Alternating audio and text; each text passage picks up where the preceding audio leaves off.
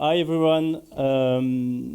So Damien, I'm a COO at Stuart, so an on-demand delivery platform for last mile logistics. I apologize in advance because I don't have any slides, although I'm an ex-consultant, so shame on me.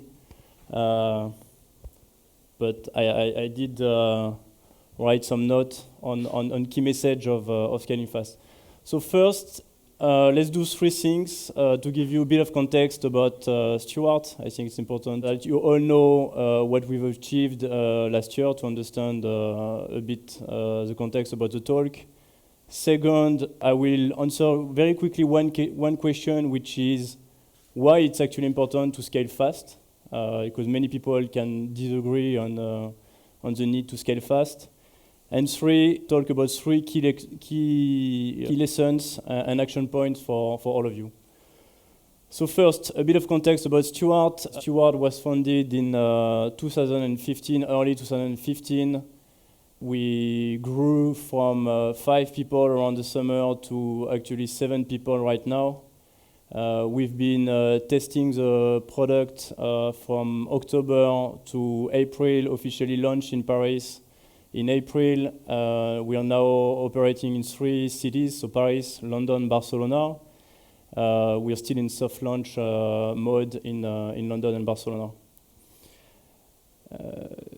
So that's a bit about the context. So the business model, it's on-demand delivery platform connecting on one side couriers. You can now see couriers all over the place in Paris. It might be from Deliveroo, Take It Easy, or Stuart, to businesses. So we have a strong B2B focus. The idea is to offer the clients of the platform, so the businesses, same-hour delivery to the end consumer. Very simple, either through an API integration or through a web app or a mobile app for the small merchants.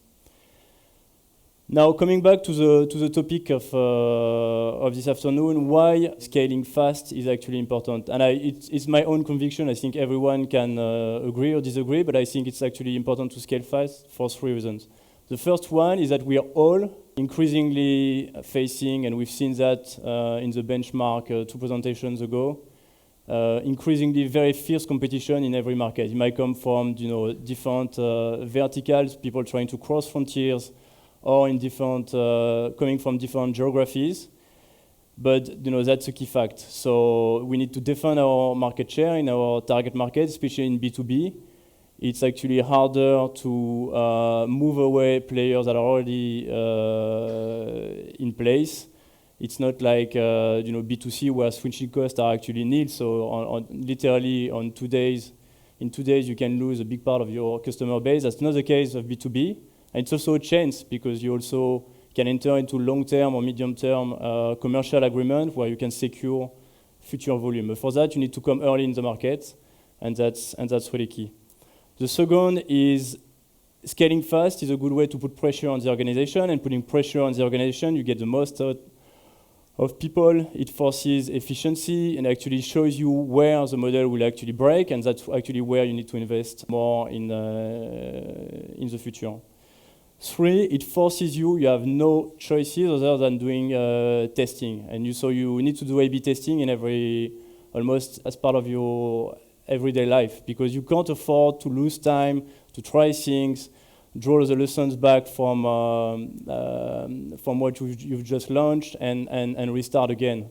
No, you need to do A/B testing for everything, and we can talk about later and see how do we apply that at Stuart.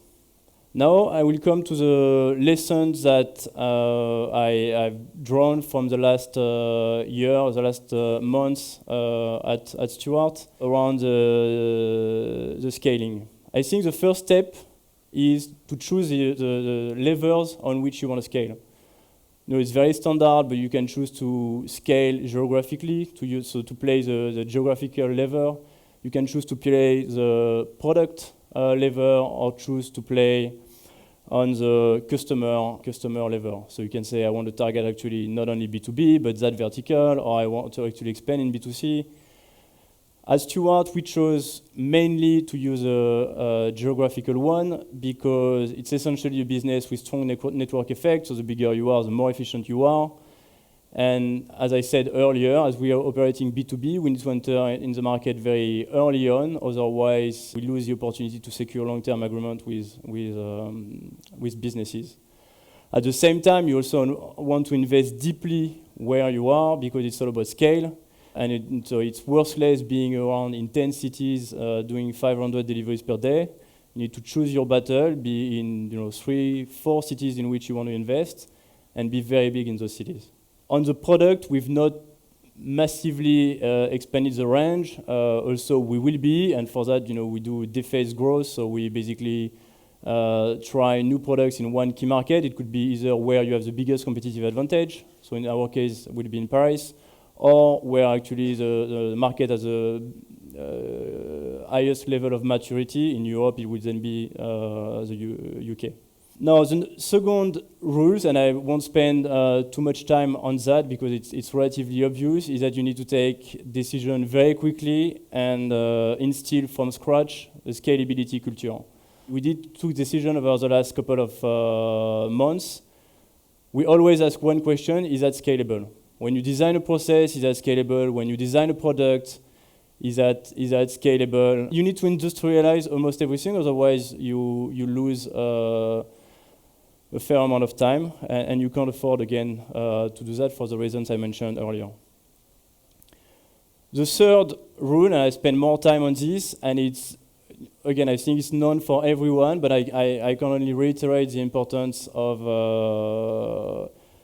those, is to overinvest in 3 core areas. There can be more, but when I look back, it's really those areas that make a big difference over the last year.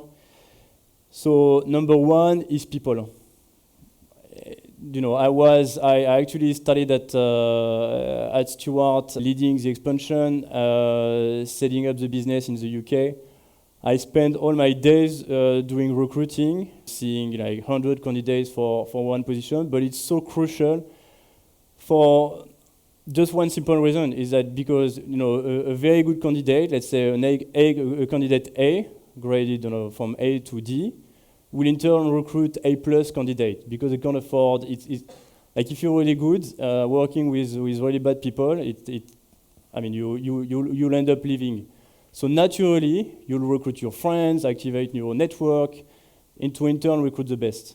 If you hire someone with a big guy, what will happen? The guy will be threatened from his position, being afraid to be fired, and he will in turn recruit someone C, will return someone D. So overinvest in people, decide on which position you want to focus yourself, on which position you want to go through a headhunter, specialized agencies that can help you do that, use your investor, as we just heard, but don't neglect that part. As a practical example, at Stuart, we recently decided to recruit a guy called Pinky Wang. He's ex-CEO of Showroom Privé, was before number 3 at Pixmania.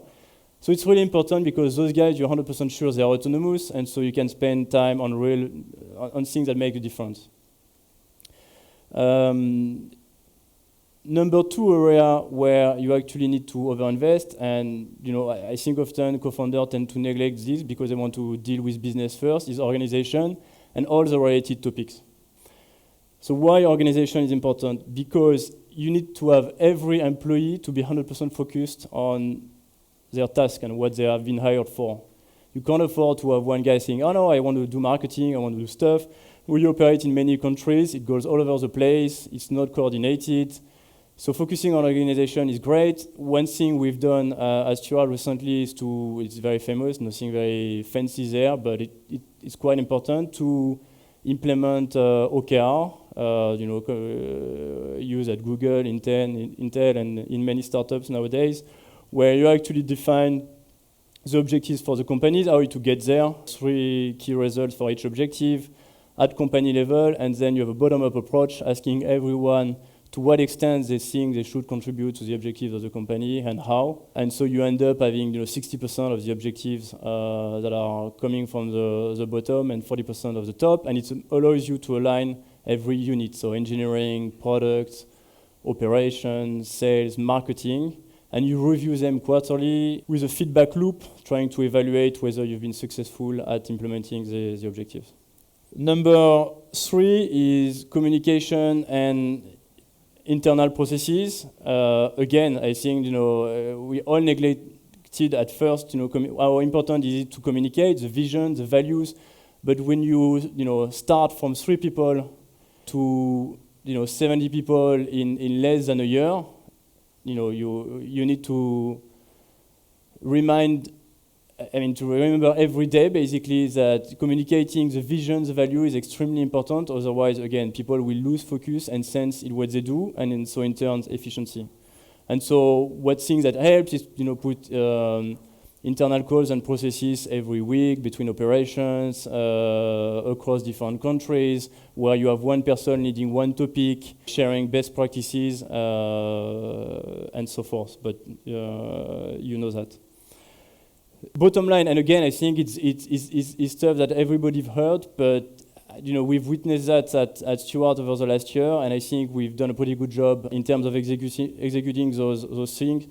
It's basically over-investing in the people. That's extremely important. You all know that, but you need to take time to hire, but fire fast. You can't afford to have a bad element, spreading a bad word in the organization. Over-invest as well in the organization. Be clear about what people is doing. Who is the guy reporting to? Who is the manager? How frequent do they do reviews? That's super important. Starting at 20, 30 people. And last, communication, reiterating the vision, the values, so that everyone knows for what they work, what is the objective, and it's important. The culture of scaling should be really at the heart of your strategy. Every question, every need, and every new need to incorporate in the product, how scalable is it? If it's not, forget about it. You're going to waste your time. And related to that, take decision quickly. Any organization, if you take time to take decision, or you don't take decision on important topics, you're going to die very quickly. So it's better to take a bad decision than not to take any decisions. So overall, in 10 minutes, that's the key learning from Stuart, and I'll be more than happy to talk to you in details later on during the day.